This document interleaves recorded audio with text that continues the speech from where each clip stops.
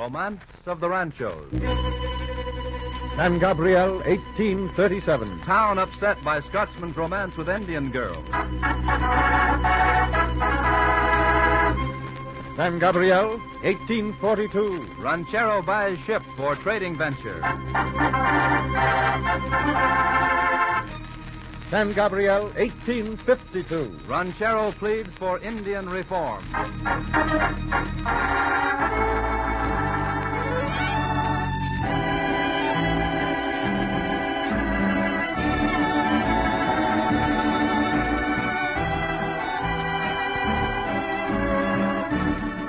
The Title Insurance and Trust Company of Los Angeles presents The Romance of the Ranchos, a weekly dramatization of the great personalities and momentous events which produced our California of today. Each week, our wandering vaquero, Frank Graham, returns with another true story of the romantic, adventurous days of the dawn.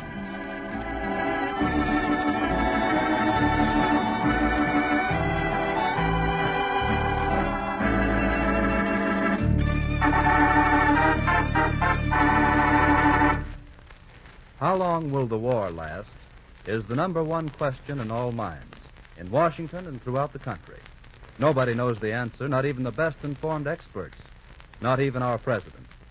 But one thing we all do know is that the faster we build planes and tanks and guns and bombs, the sooner we can bring the war to a victorious conclusion. And the sooner the victory, the fewer American lives will be lost.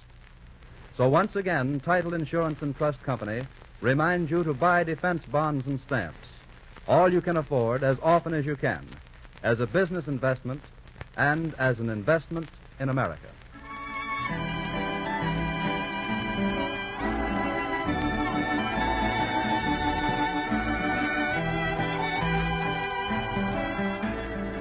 And now here is our wandering vaquero, Frank Graham, to tell us the story. Buenas noches, señoras y señores. Tonight's story is one that touches the heart of everyone, for it's the romantic story of a young Scotch adventurer who fell in love with California and with one of her beautiful daughters. The characters are famous, for in the fictional story of Ramona, Helen Hunt Jackson used these people as a basis for her story. This is the true story of Don Perfecto Hugo Reid and his Indian wife, and of their life at San Gabriel and Santa Anita. It's a tale rich in the romance of the Ranchos.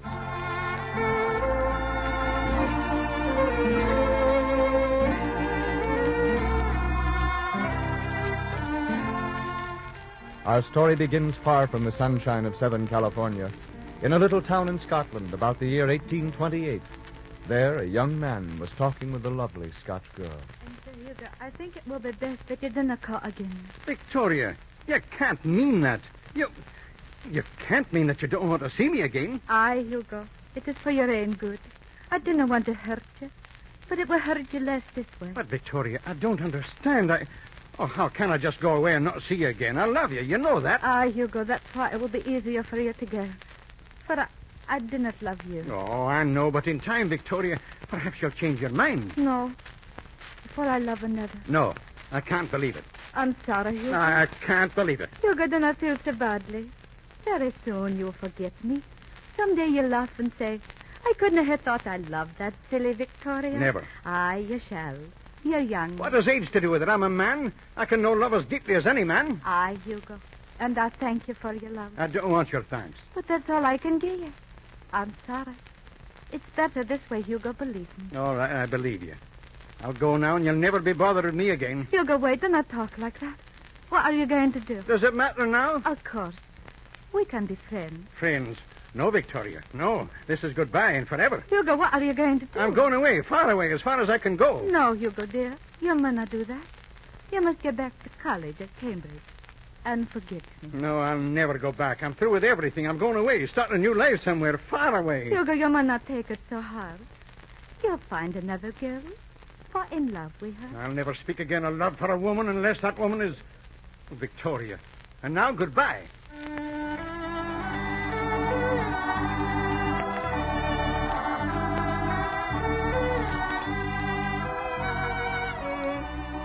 An unhappy romance sent young Hugo Reid out into the world of adventure. He shipped aboard a boat bound round the Horn, and presently was working for a fellow Englishman in business in Lima, Peru. His employer's name was Henry Dalton, the same Don Enrique who was to establish the Rancho Azusa many years later. In the summer of 1832, Hugo was running Dalton's branch store in the mining town of Hermosillo, Mexico. But a casual trip to San Pedro aboard the rig Ayacucho opened the young man's eyes to a new and promising land. And in 1834, Hugo Reid and his friend, Dr. William Keith, arrived in the pueblo of Los Angeles to take up a new life.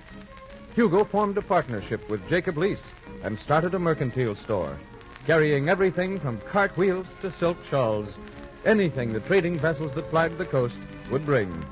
Soon, the young Scotsman's business was flourishing. He was becoming a man of influence in the community. His store was a mecca for the ladies of the best families, and so it was that one day, a stately old lady in a black lace mantilla visited the shop. She was Doña Eulalia Perez y Damarene, house mother of the great mission San Gabriel. And the shawl. See, I shall take that too. Very well, Doña Lydia. Will there be anything else? Not this time, senor.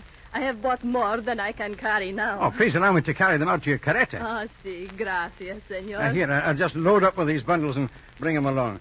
You don't get into the pueblo from San Gabriel often, do you, senora? Often enough. I like San Gabriel better. See, I don't blame you. So do I. You know San Gabriel, senorita? Oh, see. I visited Padre Sanchez there on my first journey to California. He entertained me splendidly. Ah, see, he was a good man. A great man. I agree. And it's too bad that he's no longer with us. See, you do not know how bad. San Gabriel is not what it once was, senor. Oh, come. I couldn't think of San Gabriel as anything but a paradise. Then you have not seen it lately. You must come there one day. I should be delighted. Wait, I'll open the door for you. Gracias, senorita. My carreta is over here. All right, I'll just put these bundles in the... Oh. Why, senorita, what is the matter? Oh, nothing. Nothing except I was a little startled. I expected to see an Indian boy driving your carreta, but... But instead you see a beautiful woman, eh, senor? Well, see, Come. There is no need to be embarrassed. Victoria is beautiful. Anyone can see that. Victoria? Did you say Victoria? See? What is so strange about that name? It is a name fit for a queen. Oh, see, of course. And in this case, if I may say so, the name fits perfectly. It's only that I knew another... See, the name was well chosen. For Victoria would be a queen among her people if the Spaniards had not come. She is the daughter of a great Indian chief. Here, Doña Victoria, I present to you Senor Hugo Reid. It's indeed a privilege, Doña Victoria. Buenos dias, senor. I'm sorry, I don't look very presentable. Nonsense. You young people. The sight of a pretty face and you lose all trace of self-possession. You are quite presentable, senor. I am happy to know you. Well, thank you. Gracias. It's my pleasure, I assure you. Come, senorita. We must be off. You'll have plenty of time to pass the time of day with Doña Victoria when you call for tea at San Gabriel. Oh, gracias. Gracias, Doña Eulalia. I shall be most happy. Very well then, senor. Buenos dias. Buenos dias, senorita. We shall expect you. See, I shall be there. Gracias. Buenos dias. I'm most happy to have... I'll be there all right soon.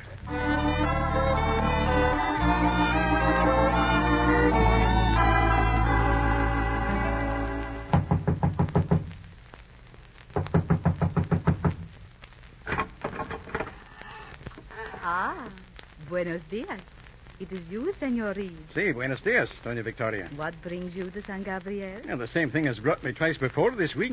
Can't you guess? Senor. That's it. I love to see you smile. That slow, warm smile of yours. May I come in? Si. But I am afraid that Doña Eulalia is not receiving just now.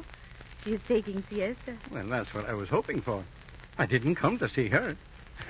There, I've made you smile again. You're not laughing at me. No, senor, I am not laughing at you. Won't you sit down? The garden is much nicer at this time of day. Yes, it's lovely here.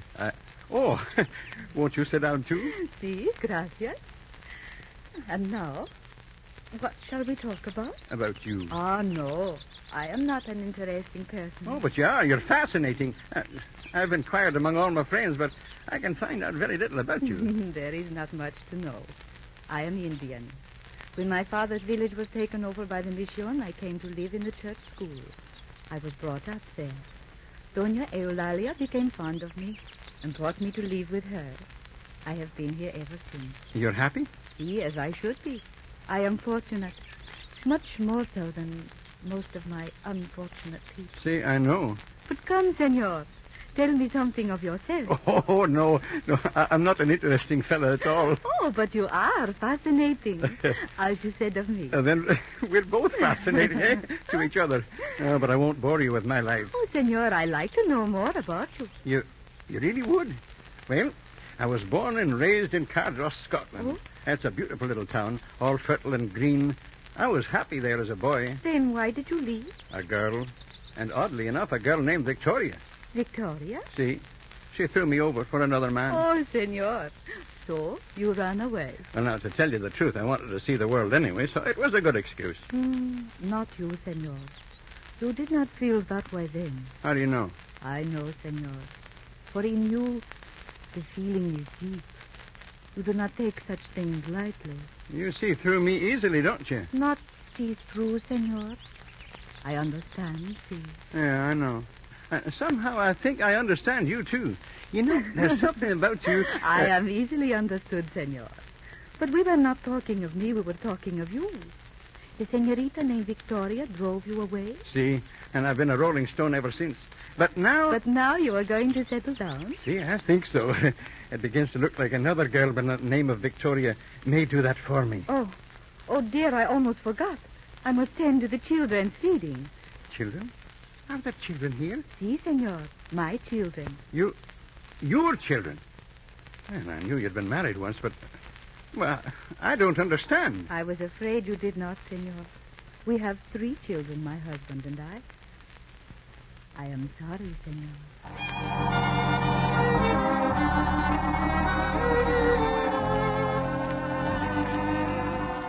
For a time, Hugo Reid's world was toppled about him. And added to this hopeless love came more trouble. His partner, Jacob Leese, was of a quarrelsome nature, and things were going badly at the store. It finally became necessary to liquidate the business. This was a bitter blow to the young Scotsman. I thought I was going to make a fortune out of it, Bill. At least enough to buy a rancho, become a ranchero. Not this time, Hugo. And not at all in this town, if you ask me. I think we'd both better head south again. South? You mean back to Mexico? Yes. We'll get along better there. You know that. Not me. I'm staying here. This is where I want to live. I'll make my way here yet. Why do you want to stay, Hugo? Well, because I like it. I like everything about it. The climate, the country, the people. One person in particular. Isn't that it? I don't think so, Bill. Then I know you better than you know yourself, Hugo. Why don't you give it up? You're only making yourself unhappy here. Come with me to Mexico and forget her. Forget her? Well, perhaps you're right. I don't know. Perhaps I'd better go.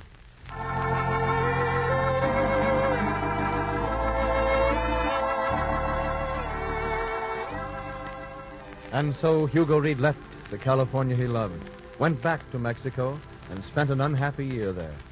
But one day, he received a letter from one of his friends in Los Angeles. There has been nothing unusual. There has been one of the regular smallpox epidemics among the Indians. Many died. And, oh yes, there was one you may have known. His name was Pablo Maria, and he lived with Doña Eulalia Perez at the mission. He was the husband of the Indian woman, Doña Victoria. Bill! Bill, where are you? Yes? What is it, Hugo? What's the matter? Bill, I'm going back. Back to California.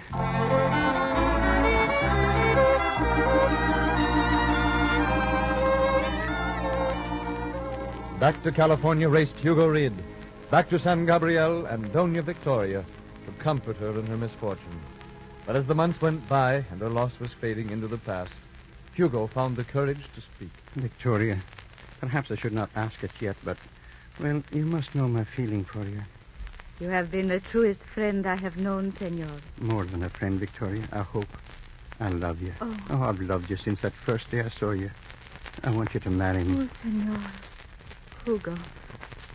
But I am not of your race. What does that matter? You're the most wonderful person I've ever known, and I love you. Victoria, hasn't your feeling for me been more than friendship? Si, mi querido. In these last weeks, I have come to depend upon you. I do not know what I should ever do without you again. Oh, Victoria. Then you will be my wife. Si. Si, mi querido. I will.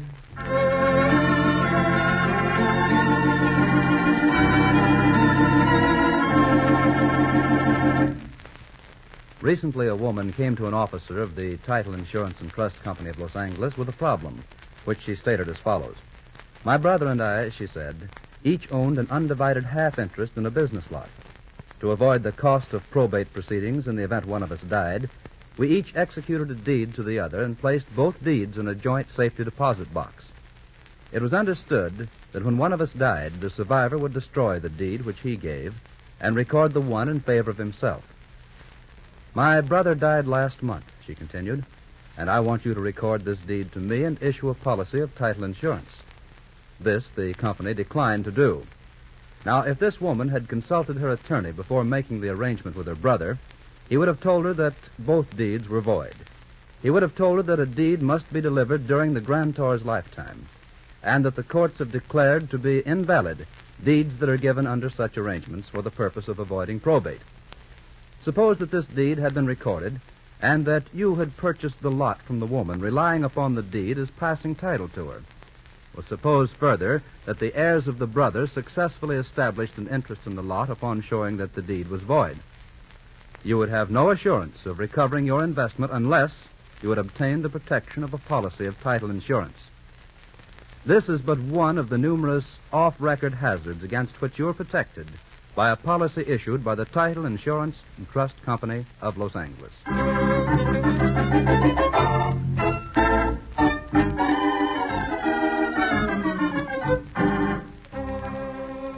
With his marriage to Doña Victoria, Hugo Reid gained not only a wife, but a new country, for he had to be naturalized, a new religion, for he had to be baptized a Catholic, a new name, for he was now called Don Perfecto Hugo Reid, and 3 lovely children from Victoria's former marriage.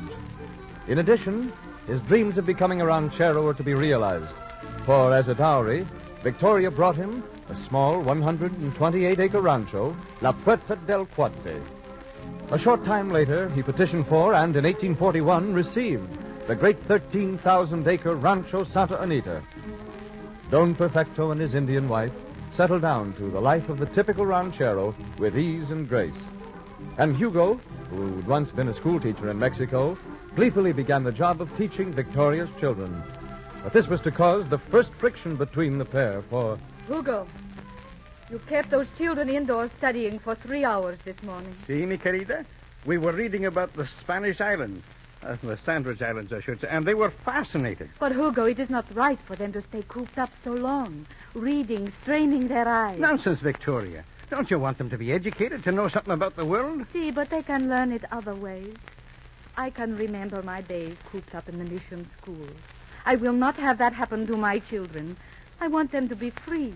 I want them to be out in the air, in the blessed sunlight. Of course, my dear. We'll hold our classes outdoors whenever the weather permits. Oh, Hugo, you do not understand what I mean. I do not want them to have to study so much. It will hurt their health. Oh, very well, Victoria. I'll cut down on their lessons. But I must say, I think you're being a little foolish. Foolish or not, that is the way I want it. Then that's the way it shall be.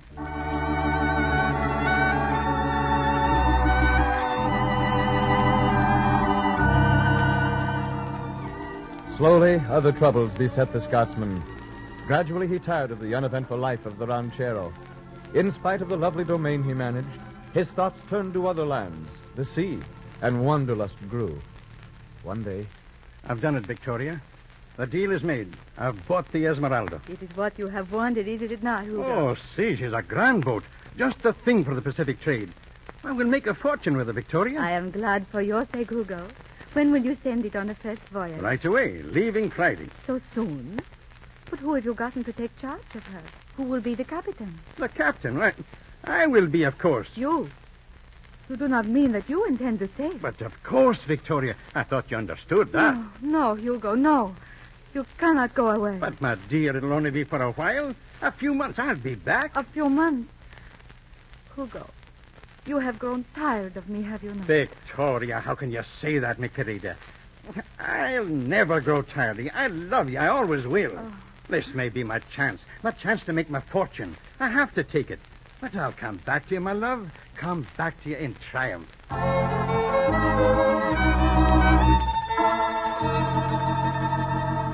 But Hugo did not come back in triumph.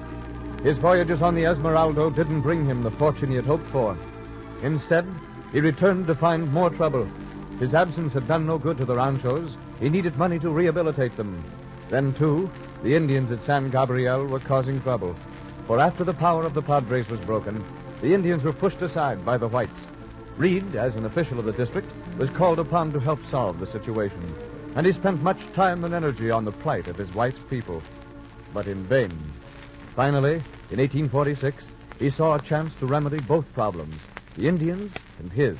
He brought the news to Victoria. So you see, I've decided to sell Rancho Santa Anita to Henry Dalton. But, Hugo, that would leave us with almost no land except this house. No, for Governor Pico has agreed to sell us all of the ex-mission lands. We can help the Indians to restore their homes and still have plenty left over for ourselves. But how can the governor do this? He has the power, and he needs the money I'll pay him for war. War? See, with the Americanos. It comes close, querida. Oh. But it's going to be a blessing for us, for we'll receive a great rancho.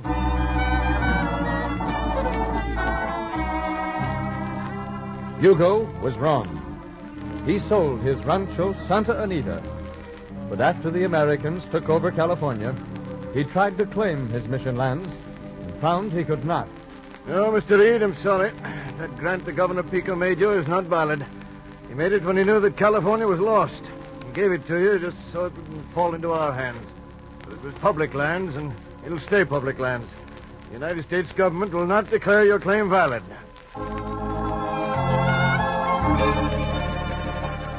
Hugo Reid was desperate now. He was without lands. He had no means of supporting his family. Then, suddenly, came word that seemed like the answer. It's gold, Victoria. Gold. They've found it up north at Settlers' Mills. There's millions to be had for those that get there first, and I'm going to be one of them. No, Hugo, do not leave me. I must, mi querida. I must. This is my chance.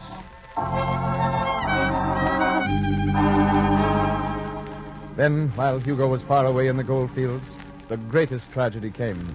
Victoria's lovely young daughter, called the Flower of the San Gabriel, a beautiful Indian girl who was the pattern for Helen Hunt Jackson's Ramona, was taken sick with smallpox. Far away in the north, her loving stepfather got the news. Maria Ignacia died this morning. No, it can't be true. No.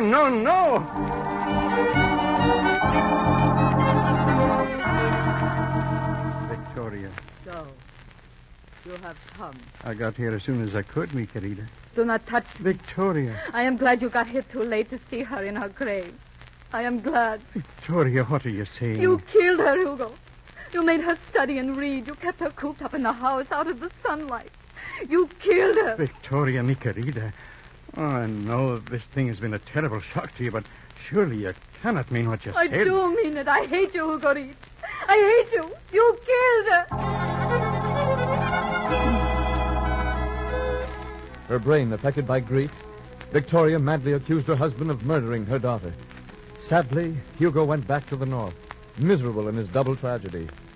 But happily, the cloud passed, and once again, Victoria was the kind and gracious woman she once was.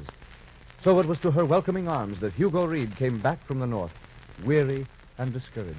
It's all over, Victoria. I'm broke. Everything's gone. Our lands, our money, everything. Not our home here, Hugo. And we have each other. Mi querida. Nothing else matters when I hear you say that. Oh, I've been such a fool, Victoria. I could have been so happy if I'd just stayed here with you. I do not know, Hugo. I do not think so. You are you. You did what you had to do. I haven't been a very good husband, have I? Oh, can you forgive me? There is nothing to forgive, querido. You have given me something I would never have had otherwise. Love. Love for a fine man. No, Victoria, not a fine man. What have I done with my life but bring you sorrow? I've done nothing worthwhile. But, Victoria, now, before I die, I'm going to do something worthwhile. It's something that needs to be done. What is it, Hugo? I'm going to do something to help your people, the Indians. I'm going to write about them, and you're going to help me. Oh, see. We're going to make people understand what has happened to them and why. We're going to make people realize that they were not always degraded and poverty-stricken as they are now, that they were once happy and unspoiled, that they can be again if we'll only help them. See, mi querido, you shall do it and I shall help. And then the world will see that my husband is a great man.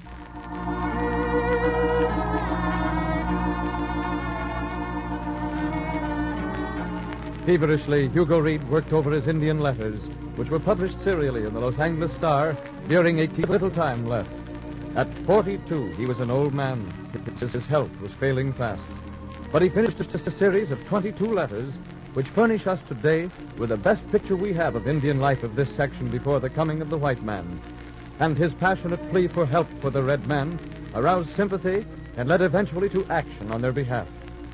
But Hugo Reid was not to see his triumph, for on December 12, 1852, he passed from this world. Great was the mourning in Southern California, for they knew, as did Victoria, that Hugo Reid was a great man. And in far-off San Francisco, the newspapers joined in the chorus of praises. Praise for in excess of his actual accomplishments.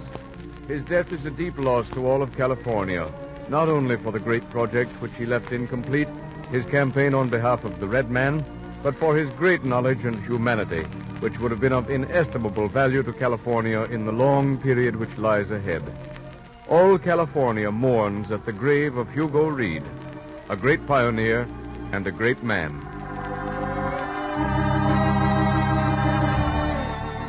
And at a lonely grave in the Pueblo Cemetery stood a solitary figure, stately and tall, a woman still lovely and unmarked by the years. Adios, my husband. With you goes my heart.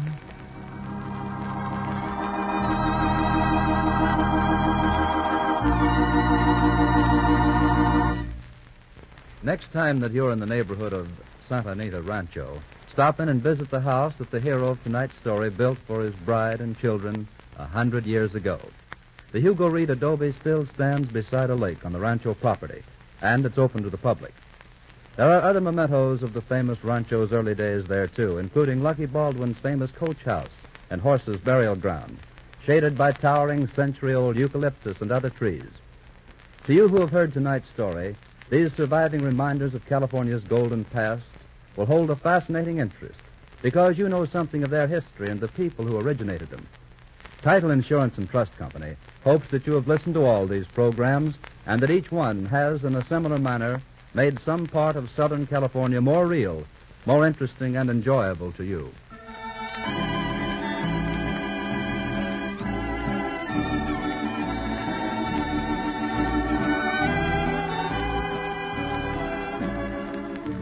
Now, what's the story for next week, Frank? Next week, we'll recreate the story of the marshland, which was also a great port. The story of Rancho La Bayona. That's the rancho which was the domain of the Machados, and the land which is today Palms, Culver City, and Venice. It's a story you'll enjoy. So until then, this is your wandering vaquero, Frank Graham, saying, hasta la vista, señoras y señores. The Romance of the Ranchos, a presentation of the Title Insurance and Trust Company of Los Angeles, featuring Frank Graham as the wandering vaquero, is dramatized by John Dunkel and produced by Ted Bliss, with special music arranged by Irwin Yo. Bob Lamond speaking. This is the Columbia Broadcasting